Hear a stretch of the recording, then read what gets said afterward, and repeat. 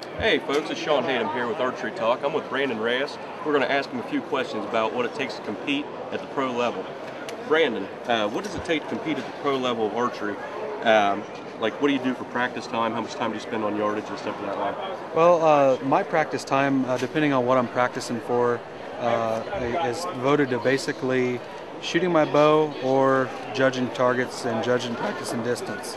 If I'm practicing for a spot tournament, I spend a lot of time indoors on my range, just practicing release, form, and executing good shots.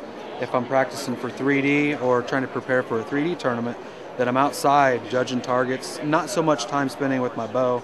I do spend some time, make sure my yardage marks are correct, and spend a little bit of time there. But most of the time is looking at those targets, seeing how far they are in different situations. Do you have any advice for the folks out there on how to judge yardage better?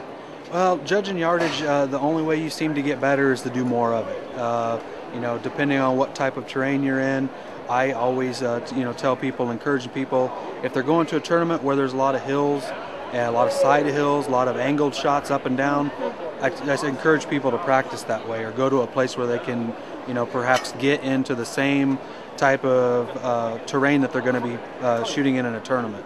If I'm going somewhere where it's flat, then I try to, shoot targets that are in a flat setting. So familiarizing yourself with the area that you're going to be competing in is the best way to work and to get better at judging yardage.